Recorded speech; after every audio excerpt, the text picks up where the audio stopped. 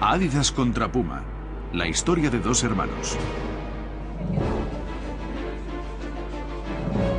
Dos hermanos, Adolf y Rudolf Dassler, dirigían juntos una fábrica de calzado deportivo. Siempre había conflictos entre ellos, conflictos graves. Lo cierto es que eran enemigos mortales. Emprendieron caminos separados. Un hermano fundó Adidas y el otro Puma en la misma ciudad. Si alguien trabajaba en Puma, su hijo no podía trabajar en Adidas. Y la lucha continúa aún hoy. Puma contra Adidas, o Italia contra Francia. La final de la Copa del Mundo de 2006 fue un duelo entre los patrocinadores de los dos equipos. Se jugaban el prestigio y la presencia en el mercado. Estamos representados en el 56% de los equipos, así que somos la marca dominante en los campos. Tenemos que dominar en esta Copa del Mundo y demostrar a todos que Adidas es claramente el número uno en el fútbol. Muchísimas personas, incluso fuera del estadio, fueron testigos de un duelo que venía de lejos. Se libraba una guerra entre marcas, una guerra entre dos hermanos. Todo comenzó en un local de la ciudad de Herzogenaurach, en el sur de Alemania, donde el joven Adi Dassler diseñaba y fabricaba calzado deportivo. Después se asoció con su hermano Rudolf e hicieron planes juntos. Había que ser muy valiente para montar una empresa en aquella época, en 1920. Me quito el sombrero ante ello.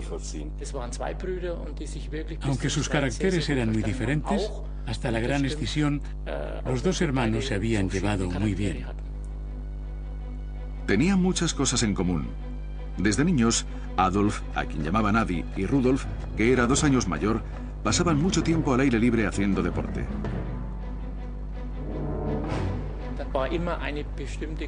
Había cierta rivalidad entre los dos, especialmente en los eventos deportivos, y Adolf siempre intentaba superar a Rudolf. Pronto se hizo evidente que Adi era mejor deportista que Rudolf.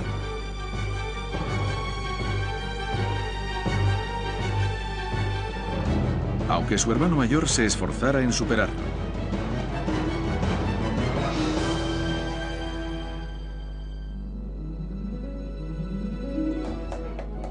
En el taller también eran diferentes.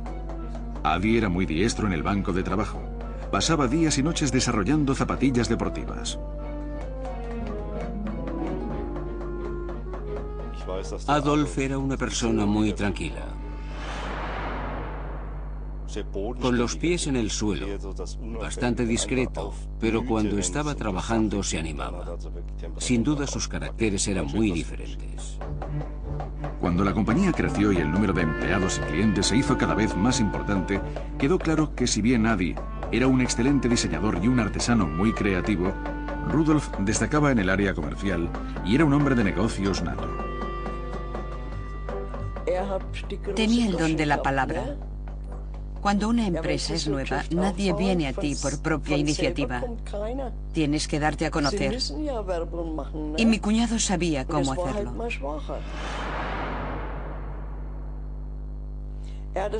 Organizó el negocio de forma que él dirigía el departamento de ventas mientras su hermano se ocupaba de la parte técnica. Rudolf Dassler no era para un lugar tranquilo como Herzogenaurach. Le gustaba presentarse a sí mismo como un hombre de mundo. Rudolf fundó una familia mucho antes que su hermano. Él y su esposa Friedel tuvieron un hijo, Armin.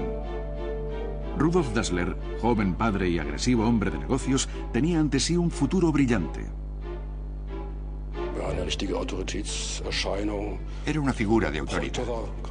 Nadie se atrevía a levantarle la voz. Siempre lo recuerdo como una persona muy importante que fumaba una pipa o un cigarro.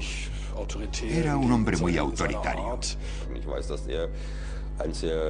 Sé que era una persona muy impulsiva y que le gustaban mucho las mujeres. Era muy popular entre las damas. Todo el pueblo sabía que Rudolf Dassler era un don Juan, y Friedel, su esposa, también era consciente de sus líos.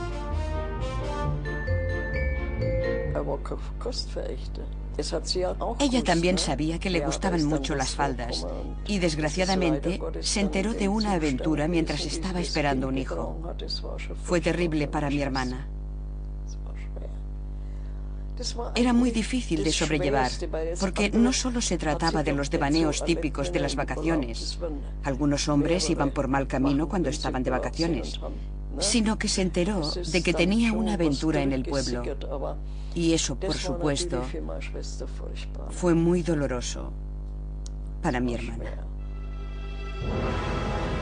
En 1933, Adolf Hitler llegó al poder. Los Dassler interpretaron las señales de la nueva era a su propia y particular manera. Calcularon que se les presentarían un montón de oportunidades porque los nazis eran muy aficionados al deporte. Se necesitarían muchas zapatillas deportivas. Pronto, las banderas con la esvástica ondeaban por todo Herzogenaurach. Adi y Rudolf Dassler no desaprovecharon la ocasión. En mayo de 1933, pocos meses después de que Hitler fuera elegido, los hermanos Dassler se afiliaron al partido nazi. Años más tarde lamentarían haber dado ese paso. Pero en aquella época los Dassler seguían centrados en mejorar su empresa y en pocas cosas más.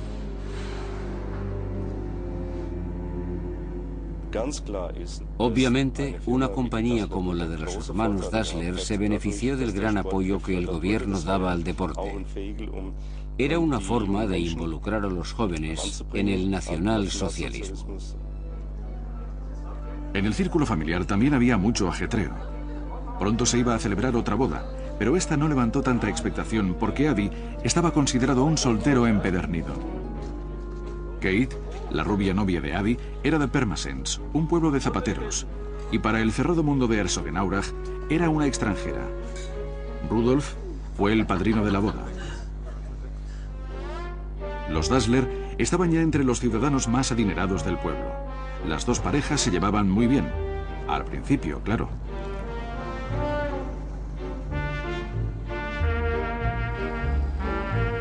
Debido a la creciente demanda de calzado deportivo bajo el régimen nazi, los hermanos Dassler necesitaron pronto locales más grandes. La compañía creció rápidamente. Las dos esposas, Kate, de Adi, y Friedel, de Rudolf, también tuvieron un lugar en la dirección, aunque habían dado a luz recientemente. Friedel trabajaba incluso los sábados y los domingos. Era una auténtica troyana. Se ocupaba de la contabilidad. Mi hermana se situó muy bien dentro de la empresa familiar.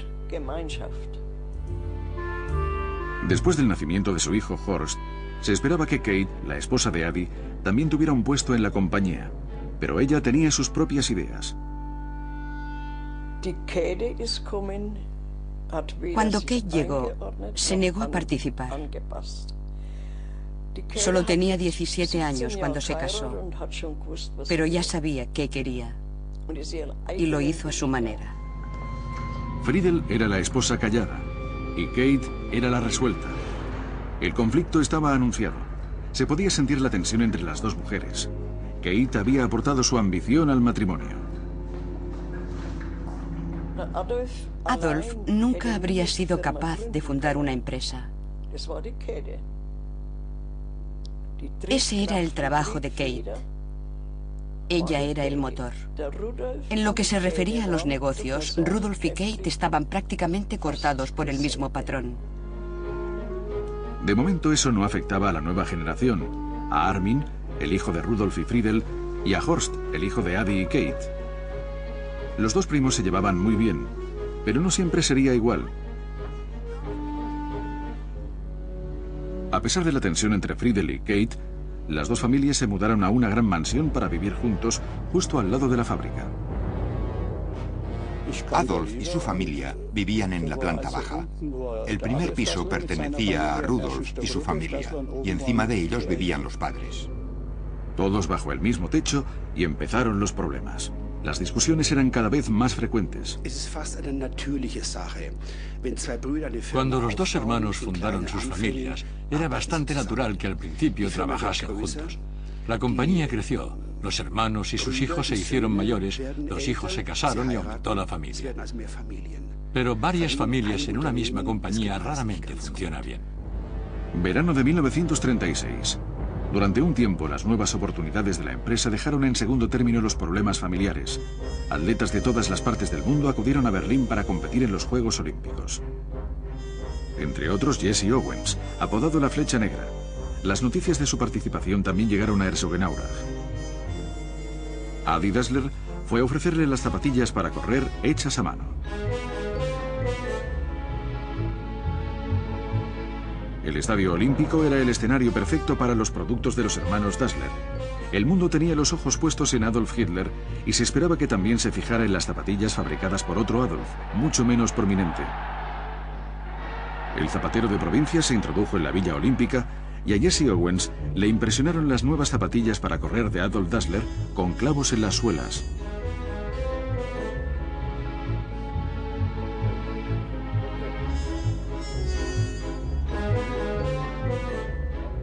Lo consiguieron inmediatamente, pero para mí eso era lógico. Lo he visto en atletas con quien he tenido contacto directo porque el objetivo es siempre el mismo. Le dieron las zapatillas a Owens, unas zapatillas ortopédicas hechas a medida para él, ya en aquellos días, y ganó con ellas. Aunque si hubiera corrido descalzo, también habría triunfado.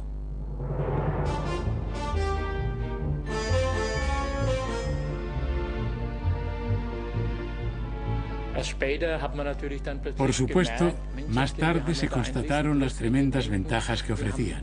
Jesse Owens había ganado medallas de oro llevando las zapatillas que ellos habían desarrollado. Fue un impulso inmenso y también se mencionaba en la publicidad de la firma. El estallido de la guerra acabó con los importantes planes de los Dassler.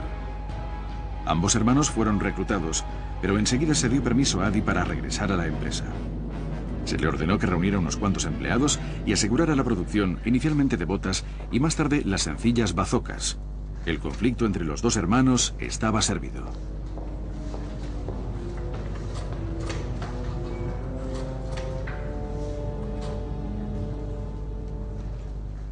Se sabe que aunque ya tenían más de 40 años, los dos hermanos fueron reclutados una segunda vez, pero al cabo de un año Adolf fue enviado nuevamente a dirigir la compañía.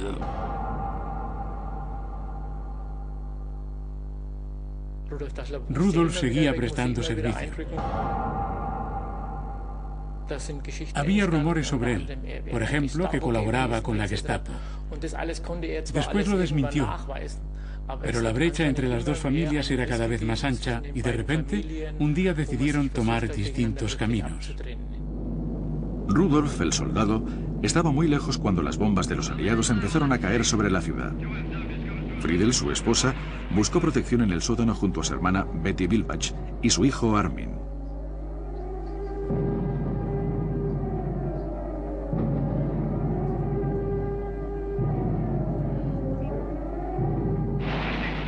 El día que cayeron las bombas marcó un punto decisivo para Herzogenaurach y para los Dassler. Kate, su hijo Horst y Adolf fueron los últimos en entrar en el refugio. No podían evitar estar juntos debido a las precarias condiciones del mismo. Adolf iba de un extremo al otro del sótano y decía: otra vez esos cerdos. La desconfianza que Adi y Kate sentían por Rudolf y Friedel se manifestaba en flagrantes acusaciones.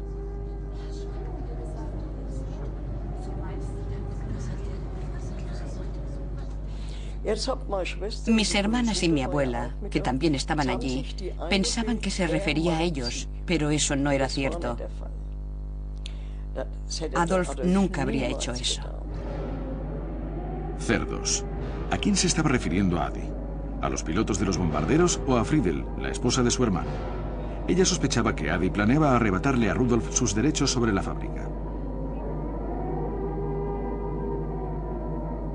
Y yo seguía diciendo a mi hermana y a mi abuela, a todos, que Adolf no nos insultaba a nosotras, sino a los bombarderos aliados. Pero ellas decían: no, lo dice por nosotras.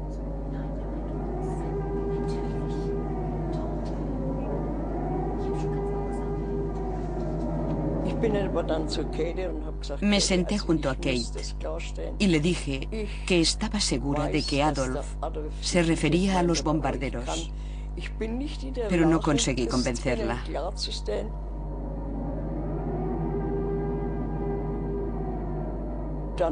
Entonces Kate estalló.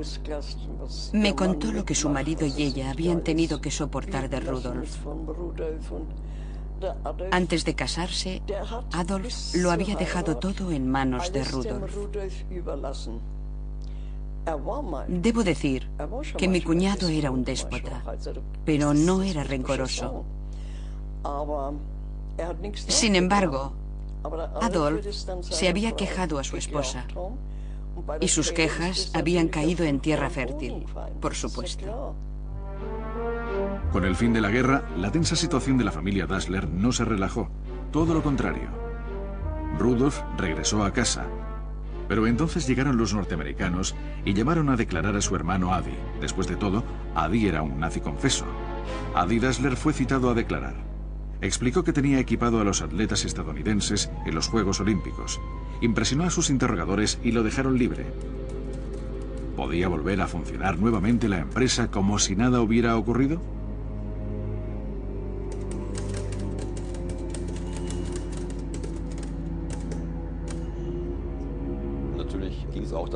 El gran problema, por supuesto, era quién dirigiría la compañía, que después de la guerra se había restablecido y empezaba a funcionar bien. Naturalmente, ambos hermanos querían administrar la compañía y quizá también manipular al otro. Pero ocurrió algo que enfrentó aún más a los hermanos, que antes de la guerra habían dirigido la compañía con tanto éxito. Rudolf también fue interrogado por los norteamericanos y se probó su pasado nazi, lo que supuso un gran problema para él. Los norteamericanos desconfiaban, y Rudolf tuvo que luchar por su pasado y el de su fábrica. Al principio, admitió que había colaborado con la Gestapo, pero luego se retractó de su declaración. Rudolf Dassler fue enviado a un campo de internamiento estadounidense y mientras estaba allí creció dentro de él una terrible sospecha.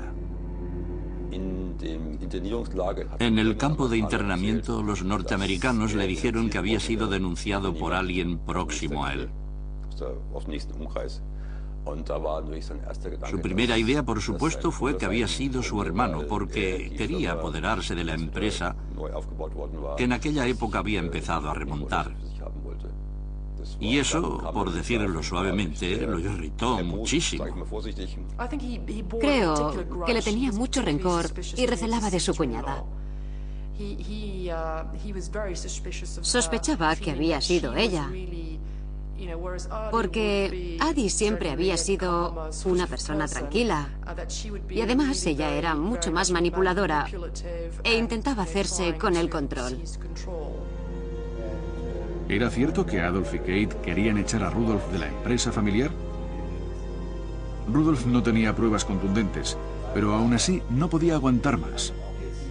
Rudolf estaba preparado para ir a la guerra, esta vez contra su hermano, y dijo a los norteamericanos que había sido víctima de acusaciones falsas y maliciosas.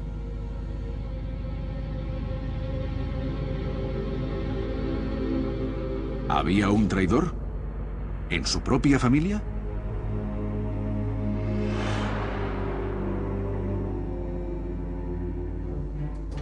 Mientras Rudolf estaba retenido por los estadounidenses, su hermano Adolf seguía ampliando el negocio. Los norteamericanos querían que les hiciera botas de béisbol y baloncesto. Quería demostrar que la empresa tenía trabajo y que era capaz de sobrevivir en esos días tan difíciles posteriores a la guerra, que podía obtener el material y sobre todo que podía conseguir personal experto, aunque nadie sabía nada de deportes estadounidenses como el béisbol y el fútbol americano. Eran buenos tiempos para la compañía. Adolf Dassler estaba aquí. Era el hermano menor, el más dinámico. Lo dirigía todo junto con su esposa. Por otro lado estaba Friedel Dassler, que intentaba proteger la parte de su marido en la compañía. Naturalmente también luchaba por tener su propia participación, pero estaba en franca desventaja. Después de 12 meses desoladores, Rudolf salió del campo de internamiento. ¿Pero a dónde iría? La mansión de los Dassler había sido requisada por los estadounidenses, y los otros miembros de la familia estaban viviendo en la torre de la fábrica.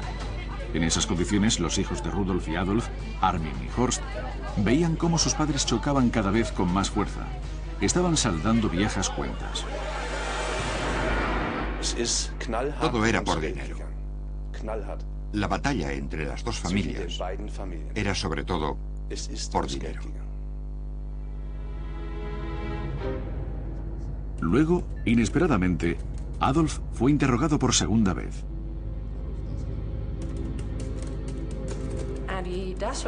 Adi Dassler tenía graves problemas con su salida del partido nazi. Y según los archivos, Rudolf Dassler hizo todo lo posible para desacreditar a su hermano. Hablaba pestes de él a las autoridades, aportaba supuestas pruebas que Adi y Kate negaron categóricamente, con mucha violencia. ¿Quién decía la verdad? ¿Adolf o Rudolf? Los norteamericanos archivaron el caso. Ahora los hermanos eran libres y mortales enemigos. Cuando se llega a un punto donde dos hermanos se acusan mutuamente ante las autoridades de hechos tan graves, creo que es imposible dirigir una empresa juntos. La única solución era dividir la empresa. Lo comunicaron al personal. Había llegado el momento de la escisión.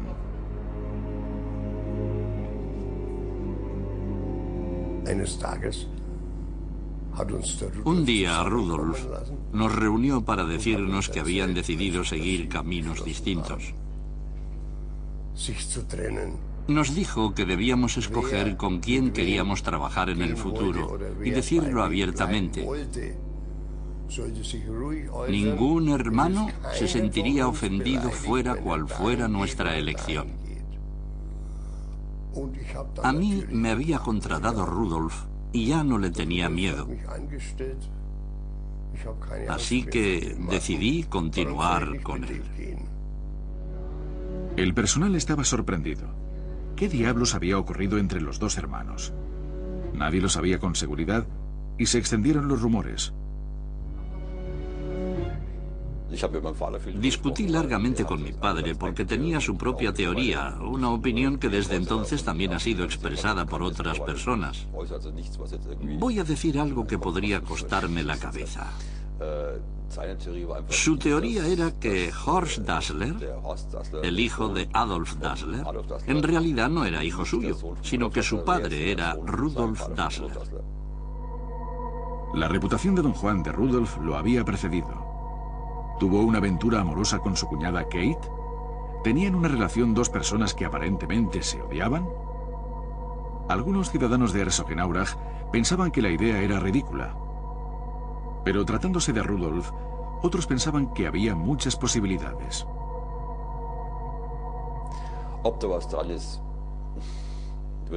Nunca sabremos si era verdad. Pero en cierto modo explicaría la gravedad de su conflicto. No había nada entre Kate y Rudolf, y cualquiera que lo sugiriera recibiría una bofetada. Era una calumnia. Era un rumor. No era cierto. Llegó el final. Los empleados tuvieron que decidir: ir con Adi, el apacible artesano, o con Rudolf, el vendedor eficiente. Era una difícil elección. Repartir los materiales y la maquinaria no supone ningún problema. El problema es la gente. No puedes llevarlos de un lado a otro. Cuando hubo que tomar la decisión, 2/3 del personal se pusieron de parte de Adi, la mayoría de ellos zapateros. El resto, principalmente los vendedores, optaron por Rudolf. Tenía la sensación de que ambos estaban contentos de que las cosas hubieran llegado a un punto crítico. Me di cuenta cuando nos instalamos en el nuevo local y nuestro jefe nos dijo: por fin estamos solos y podremos demostrar de lo que somos capaces. Esas fueron sus primeras palabras. Adi Dassler fundó Adidas y Rudolf Puma, separados por solo 500 metros. La guerra entre los dos hermanos se convirtió en una feroz rivalidad entre dos compañías. Desde ese momento, Herzogenaurach quedaba dividido por una profunda brecha. La población local se vio gradualmente arrastrada al conflicto. Incluso había dos clubes de fútbol en lugares distintos. Si entrabas en el bar, no veías nunca un empleado de Puma sentado en la misma mesa que los que trabajaban en Adidas o viceversa. Los empleados apoyaban totalmente a sus jefes, fuera por miedo o por convicción de que estaban con el mejor hombre. En Herzogenaurach se decía medio en broma que lo primero que la gente te miraba eran los pies para ver si llevabas Adidas o Puma. Tenías que experimentar de primera mano cómo era vivir en un pueblo con dos fábricas y dos clubes del fútbol que se evitaban. Las dos nuevas firmas de Herzogenaurach buscaban aliados poderosos como el entrenador del equipo nacional de fútbol, Sepp Herberger. Visitó a Rudolf Dassler, el director de Puma, en la nueva fábrica, y en principio Puma tenía mejor mano de obra, pero no suficiente dinero. Sí que quería dinero, pero había calculado mal, porque Rudolf Dassler se hacía el sordo ante ese tipo de cosas. El día siguiente nos reunió y nos dijo: creo que he cometido un error. He rechazado de plano a Herberger y no estoy seguro de haber hecho lo correcto. No obstante, continuaremos adelante y, como es lógico, Sepp Herberger fue a ver a Adi Dassler.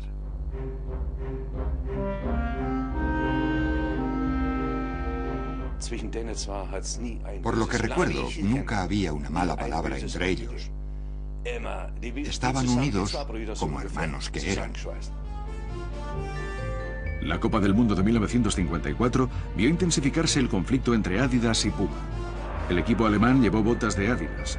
Su diseñador, Adi Dassler, disfrutaba de la confianza de Sepp Herberger y estaba siempre junto a él como hombre del equipo. Adi Dassler había desarrollado botas con clavos especiales para el torneo. Sobre el césped mojado del estadio de Berna eran una clara ventaja. Incluso el árbitro confiaba en Adidas. Era el nacimiento de una nación futbolística y de Adidas como marca mundial.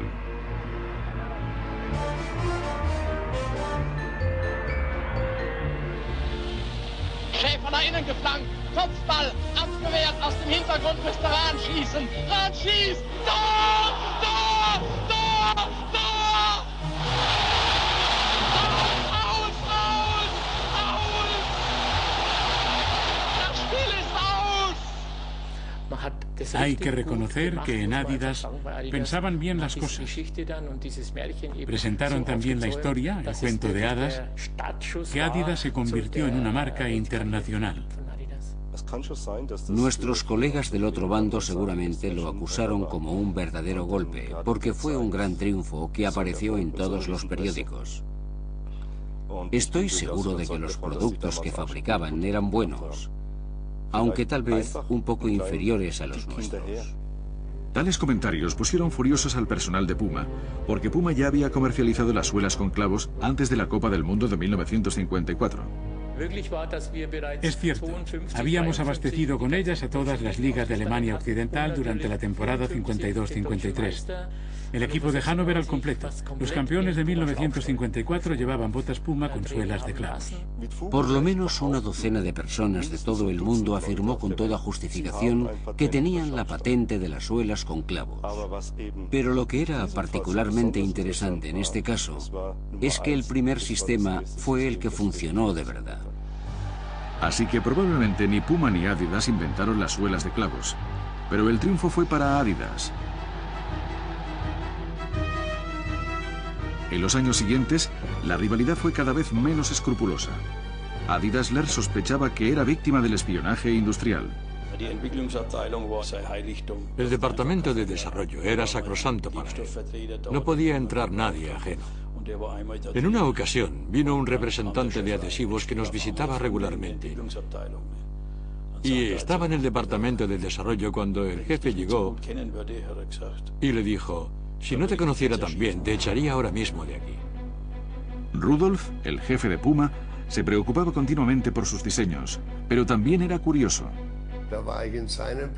Una vez entré en su oficina y vi una bota Adidas en su escritorio. La había cortado por la mitad. Me la enseñó y me dijo: Georg, échale un vistazo a esto. Y dije: bueno, podemos aprender mucho de esto. Es bueno para nuestra firma, jefe. Y respondió, sí, pero aunque me encanta la traición, odio a los traidores. Para imitar al hermano a quien despreciaba, Rudolf quería un campeón del mundo casi a cualquier precio. Así que él también empezó a hacer contactos con las estrellas del deporte, pero no estaba preparado para rascarse el bolsillo. A pesar de su gran rivalidad, los jefes cruzaban el río ocasionalmente. Y la mayor parte de las veces que lo hacían, aumentaban los pedidos de los jugadores de fútbol. Normalmente hacían pequeños negocios con los futbolistas alemanes y los clubes. Y en una ocasión especial, firmaron una especie de pacto de paz por un hombre que era único, lo que llamaron el Pacto Pelé. Pelé, la estrella brasileña, era el mejor futbolista del mundo y era el más solicitado para hacer publicidad. Pelé era un jugador cuyo caché nadie podía permitirse normalmente, porque su talento no tenía igual. Si las dos firmas hubieran empezado a discutir por Pelé, habrían tenido que desembolsar una gran cantidad de dinero. Por eso llegaron a un acuerdo tácito. Ninguna se acercaría a él. El jefe de Puma, Rudolf Dassler, y su esposa Friedel enviaron a su hijo Armin a México, donde se celebraba la Copa del Mundo de 1970, para contratar a varios jugadores, excepto a Pelé. Pero la estrella brasileña era demasiado tentadora. Después del torneo, Armin voló a Brasil llevando consigo $100.000 en efectivo. Dijo que había guardado el dinero en una caja fuerte, pero en realidad lo escondió en los maceteros. Por fin Puma entraba en la leyenda. Pero para conseguir esto, Armin Dassler había roto el pacto de Pelé entre Adidas y Puma.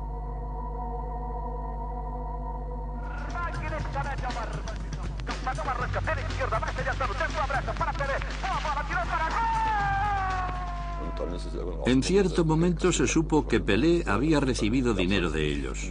Eso dio pie a algunas escenas muy desagradables entre mi padre y Horst Dassler. El conflicto entre los dos hermanos abrió una guerra entre sus hijos.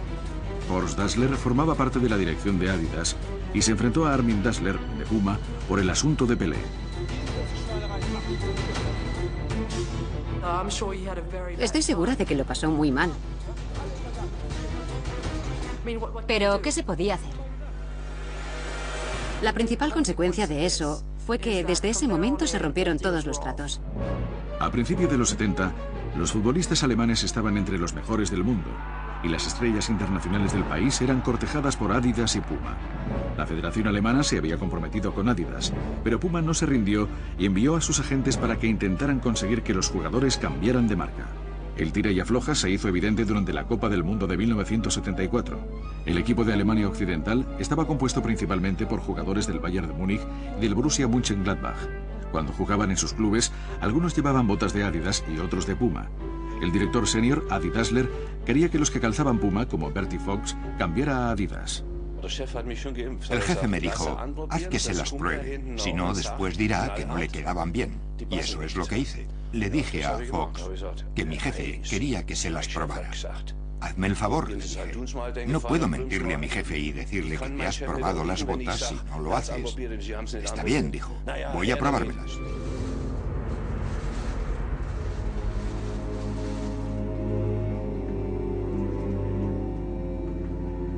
Cogió la bota, levantó la lengüeta, miró dentro y dijo, aquí no hay nada. Yo era inocente. No me di cuenta de qué quería decir, qué esperaba encontrar en la bota. Pero cuando se lo dije a mi jefe, se rió. Adidas contra Puma. La guerra entre los dos hermanos hizo que los precios se dispararan. Los jugadores sabían que la Federación Alemana los estaba utilizando desde hacía mucho en publicidad. Ahora querían recibir parte del botín. Se rebelaron en el campo de entrenamiento de Malente. Era la primera vez que un grupo de jugadores exigía sus derechos y pedían dinero por llevar cierta marca de botas. El equipo se había reunido en el comedor porque había importantes discrepancias entre los jugadores respecto a la cantidad que debían recibir de la Federación de Alemania Occidental. Las discusiones duraron toda la noche y hubo un momento en que los equipos nacionales casi decidieron irse a casa al día siguiente. En Malente, jugadores como Hoeneß, Beckenbauer y Bonhoff regatearon toda la noche con la Federación Alemana. Naturalmente, estábamos al tanto de las sumas que se estaban pagando, así que sabíamos qué dirección tomar y hasta dónde podíamos llegar, y tuvimos bastante éxito. A eso de las 6 de la mañana triunfó la razón. Si no, Alemania podía haber ido a la Copa del Mundo sin sus mejores internacionales. Estuvieron muy cerca. Al final de una larga noche, los jugadores y la Federación Alemana llegaron a un acuerdo. El equipo no boicotearía la Copa del Mundo. El desastre había sido evitado en el último minuto. Al final llegó el dinero. ¿Pagó la Federación Alemana? No, pagó Adidas a través de la Federación. Alemania Occidental quedó campeona del mundo otra vez con el calzado de Adidas.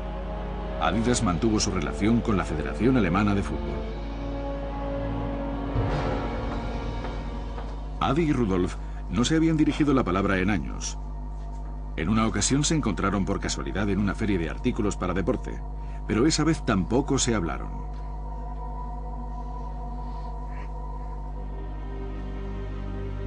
En el otoño de 1974, pocos meses después de la Copa del Mundo, Rudolf Dassler, el director de Puma, cayó gravemente enfermo. Ahora no luchaba contra su hermano, sino con la muerte, y quiso arreglar las cosas con Adi.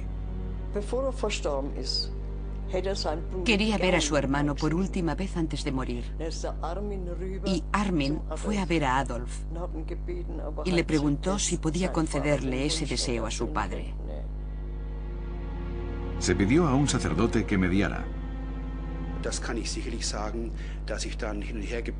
Iba de un lado a otro, de un hermano a otro, de Rudolf Dassler, que estaba enfermo, a Adi Dassler, que todavía estaba en activo, hablando del tema con ellos.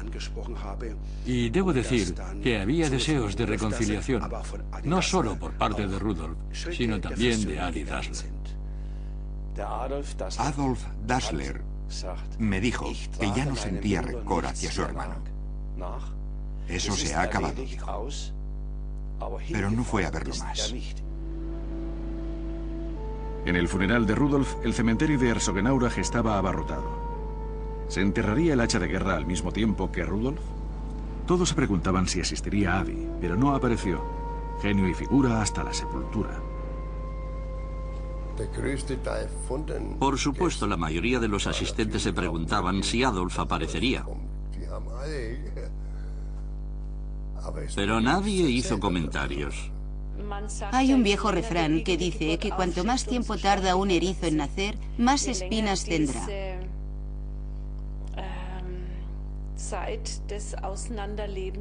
Los hermanos estuvieron distanciados mucho tiempo y les era muy difícil volver a estar juntos otra vez.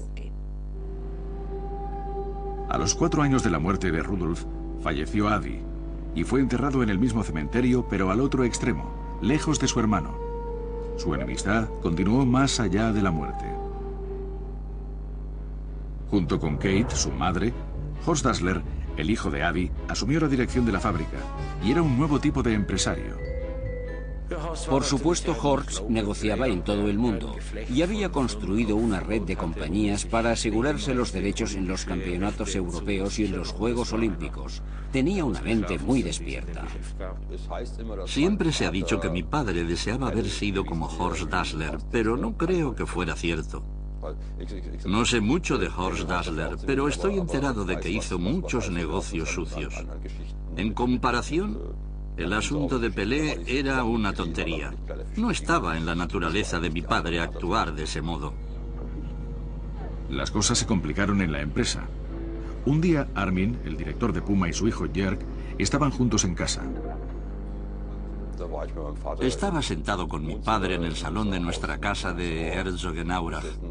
Él hablaba por teléfono y yo intentaba sintonizar una emisora y de pronto empecé a escuchar la voz de mi padre en la radio.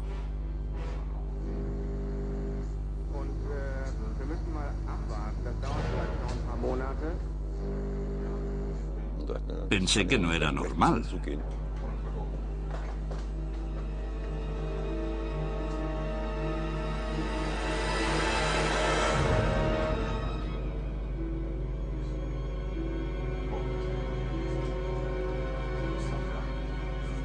Alguien había pinchado su teléfono.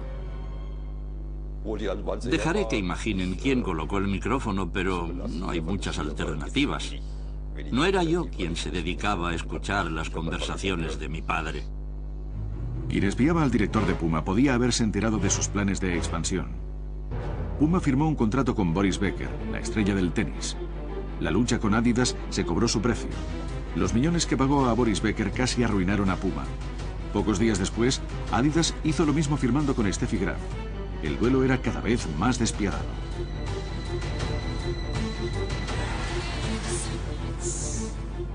Cuando Lothar Matthäus fichó por el Bayern de Múnich de Adidas, las cosas se complicaron. Como su padre era empleado de Puma, Lothar estaba ligado a Puma. Toda mi familia trabajaba en Puma. En cierto modo me sentía comprometido con la firma, y Uli Hoeneß lo entendió, pero quería que cambiara a toda costa, así que tuvo que llegar a un acuerdo con Adidas para que permitiera que Lothar Matthäus llevara botas Puma, aunque jugara en el Bayern. El mayor problema era que el padre de Lothar trabajaba en Puma, y a Lothar le preocupaba que su padre pagara las consecuencias si firmaba con el Bayern de Múnich, y tenía que jugar con las botas de Adidas. Pero se llegó a un acuerdo, y si su padre perdía su trabajo, sería admitido en Adidas. Herzogenaurach crece lentamente. Las dos sedes de las compañías rivales siguen en las orillas opuestas del río Aurach. Pero ante la competencia de Nike, hace mucho tiempo que las fábricas están en el lejano oriente, y hoy los accionistas se quejan. El conflicto entre los dos hermanos es ahora una lucha entre dos instituciones internacionales. En la Copa del Mundo de 2006, miles de aficionados sin entradas vieron la emocionante final en las pantallas gigantes. Probablemente ninguno de ellos se dio cuenta de que también veían el final de una lucha entre Puma y Adidas. Después de tantos años, los viejos adversarios se enfrentaban en una final de la Copa del Mundo por primera vez, y ambos querían ganar.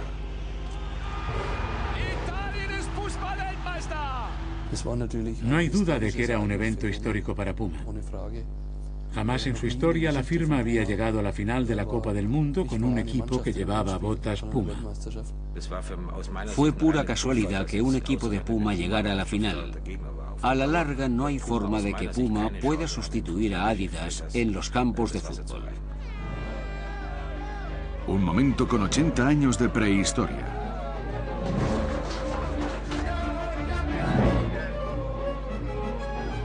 La gran pregunta era sencilla: ¿Adidas o Puma? Dejando a un lado todo lo demás, ahora el partido era entre Adidas y Puma. Ambas firmas se declararon ganadoras de la Copa del Mundo. Puma, la patrocinadora de Italia, se llevó el prestigio de la victoria, mientras que el patrocinador de Francia, Adidas, ganó por participación en el mercado. La lucha continúa.